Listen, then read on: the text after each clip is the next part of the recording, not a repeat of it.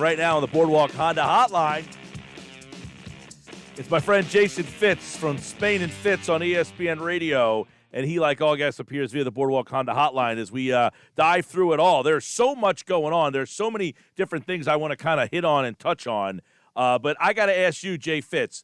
I know, big Raider fan. Everybody keeps telling me that was the worst pick of the draft. Do you concur? No, I don't think it was the worst pick of the draft. I think first round. Yeah. Right. So I will say this, I hosted all 3 days digitally. I'll humble brag, by the way. Thanks to everybody that watched.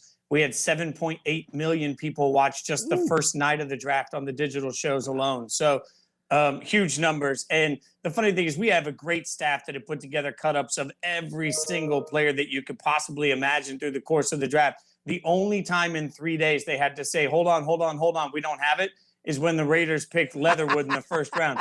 Now, the hard part about that is I got to give some benefit of the doubt because Mike Gill Jr. made fun of me a few years ago when they selected Colton Miller in the first round of the draft. They just gave Colton a big extension. He's turned out to be a really good player. So maybe they get some benefit of the doubt across the board. But the Raiders really get lucky because Trayvon Merrick was still sitting there for them in the second round. That's who I thought they'd take in the first round. And I will say, I think it's funny. I came in on day 3, I came in, I log into the computer, I go to ESPN.com and I see my face on the side and it says trending, Fitz pleads with Raiders. Because I finally just had to tell them on day 2, hey, I'm the one that pays for it when you guys do dumb things. So, but I think realistically, what we all need to remember this year particularly is that if you went out and you got your guy, that's all that matters. The Eagles did the same thing, right? Getting Devontae Smith, like they went out and got their guy. And that's going to be the most important thing. In the end of the day, if it works out, nobody cares where you were drafted. If it doesn't work out, they're going to obsess over it. So, that's just the theme for every team.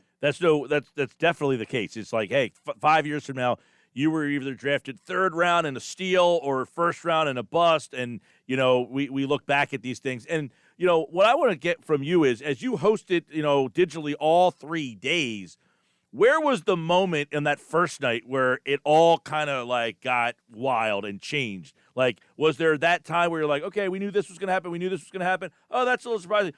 Now things just got interesting. Well, I think Trey Lance at 3 was interesting to me, but the moment it really blew up was when Dave Gettleman did what Dave Gettleman never does. I mean, it's rare to have a trade where on both sides of it, I say, I get it, and this worked. Like the Giants trading down and getting a king's ransom to do it makes a ton of sense in the sense that the Bears were in this moment where I always relate it to eBay. Like you're out on eBay, you know what you'll pay for an item. Then you realize you get in there, you're really excited about it. Now you'll pay a little more, but then you realize it's 3 days before your wife's birthday. And if you don't get this, you don't have anything for her. That's where the Bears were with Justin Fields. So I totally appreciate overpaying to be aggressive to go up and get your quarterback. Again, no one's going to care if Fields is good. No one will care what they gave up to get him. So, but I think particularly the fact that Gettleman finally traded down was really astounding. And then to see 2 NFC East teams doing business with each other, to me, like that whole little segment of the draft I thought was under talked about going in, where you have 3 straight division rivals every round that are going after each other. I thought that was great drama in the NFL draft. So kudos to everybody involved. And not just because I'm talking to you guys, but by the way, I think the Eagles had a really nice draft, and Kenneth Gainwell is not getting enough love. That is a kid that is going to come in. Watch Memphis running backs in the NFL. Memphis running backs make it in the NFL because Memphis knows how to groom running backs. Gainwell is not good. He's great, and he's going to be somebody that I think the Eagles can bank on for a while. So he was a steal in the 5th round. There you go, Josh. You can add those quotes to your story that you just wrote about Gainwell. He's not good. He's great. Jason Fitz here. So let me ask you this. Would you, hindsight now, of course, do the deal to get Devonta Smith, if you're the Eagles, or stayed at 12 and took the trade that the Bears did with the Giants, moved back to 20, and got a 4th first-round pick for next year? Devonta Smith this year, or pick 20 and add, because I kept saying all week, is if I'm the Eagles, I'm calling the Bears, and I'm asking, first-round pick, and we'll go back to 20. Give me your pick next year. We'll go back to 20. It ended up happening, but with the team in front of you because you jumped them. So which scenario would you rather have? You're right. I mean, frankly, I love Devontae Smith, and I think, there are concerns about his playing weight. There's concerns about the fact that every time he weighed in, it seemed like it was a little bit lighter. And There's a great story. If you've never heard it, you can Google it. But Andrew Hawkins is a buddy of mine. Hawk works for the NFL Network. He tells a story about how when he went in and weighed in, he actually put weights in the bottom of his shoes just so people didn't realize how light he was, because he was afraid that he would be too small and too light to get drafted. Now, I tower over Hawkins, so I understand why he felt like that, because I'm 5'9 1/4, and he looks small next to me. So Devontae Smith has some size concerns.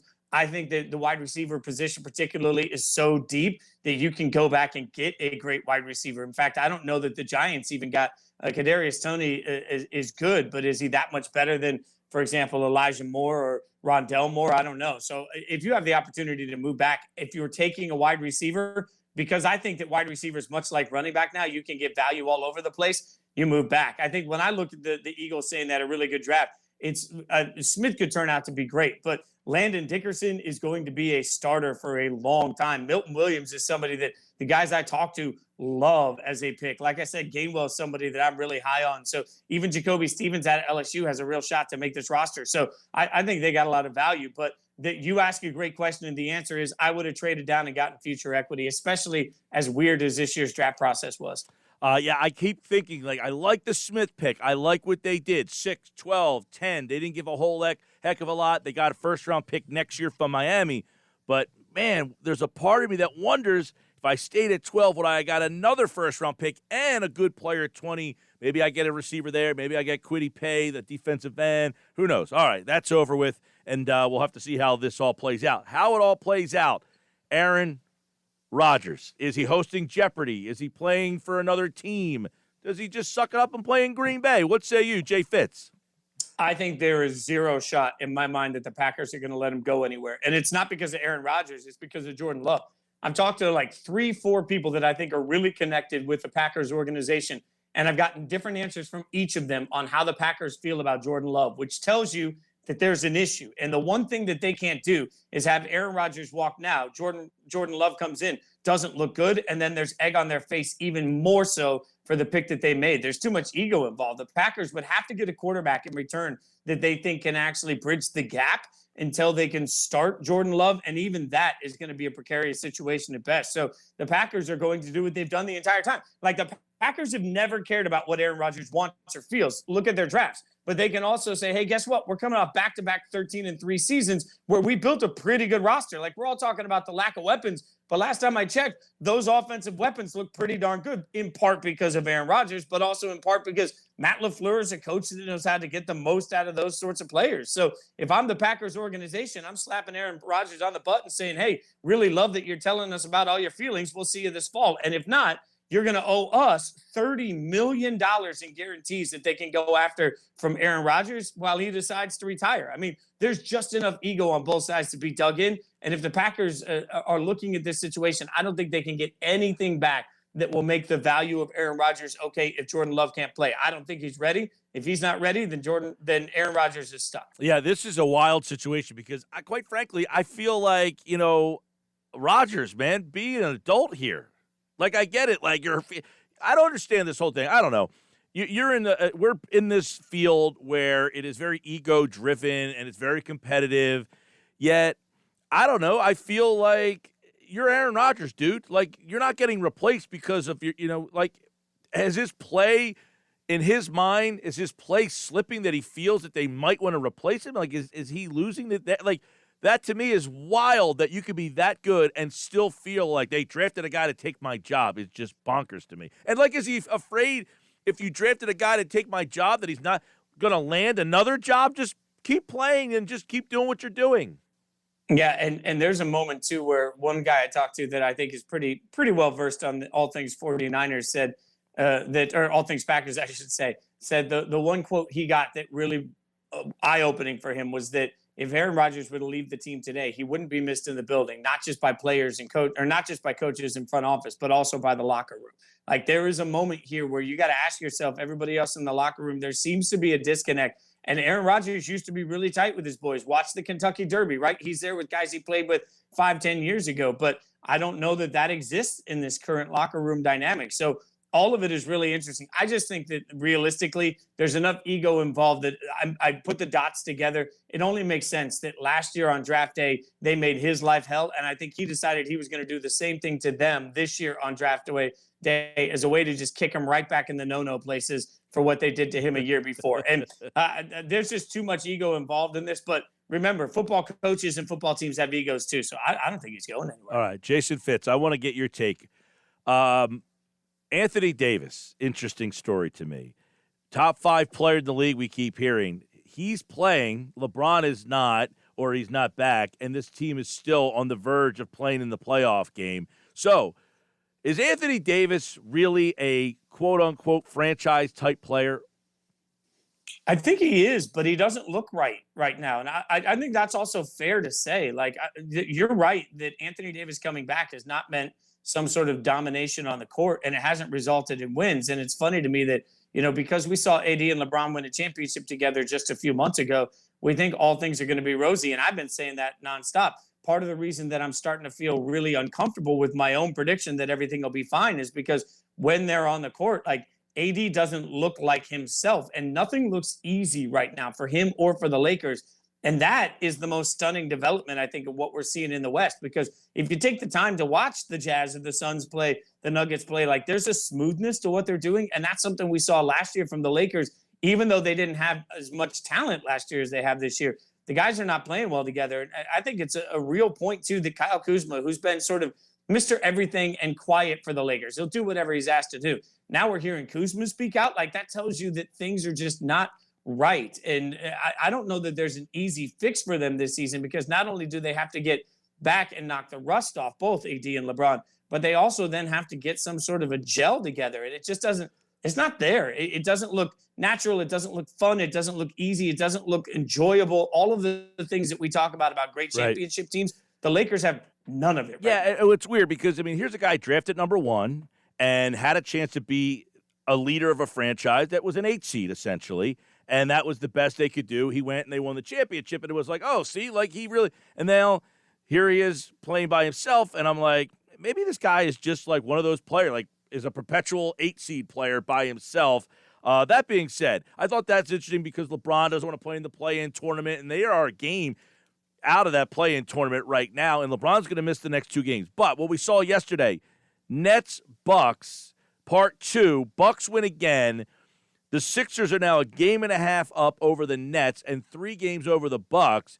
We are seeing in the East why the number 1 seed will be so important, because the 2 and the 3 are going to have to play the 2 or the 3 and then the 1, and that is not a route you want to take to a title.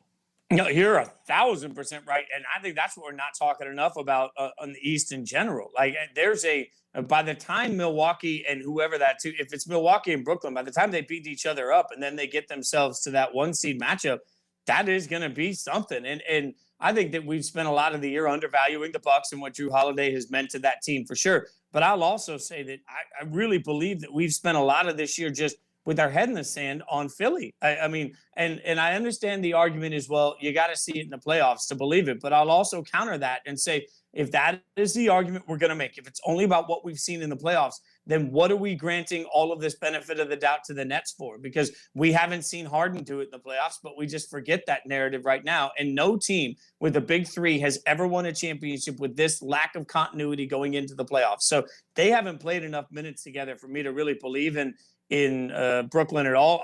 The more I look at this, the more I think that we're like, clearly today, if you're looking right now on the court, the 2 best teams in the East are Philly and Milwaukee. I think Philly's better than Milwaukee. And by the way, it's still a matchup nightmare for Milwaukee to take on Philly. So if you're looking at Philly, you got to start feeling good about, hey, the way the West is shaking out, can Philly match up against the Clippers? Can Philly match up against the Nuggets? Heck yeah, they can. So it is time to start quietly getting excited about what the potential looks like for the Sixers. And by the way, James Harden's still a ways away from returning to that lineup, so they need him. That's for sure. That game last night, yeah, they went back and forth scoring-wise, but you can't ask Durant and Kyrie every single night. They need a third scorer, and they do not have another guy on that team currently until Harden gets back. When he's back, that's a different story. Jason Fitz, Spain and Fitz, right here on 97.3 ESPN, and he, like all guests, appeared via the Boardwalk Honda hotline. All right, Jay Fitz, take care, man.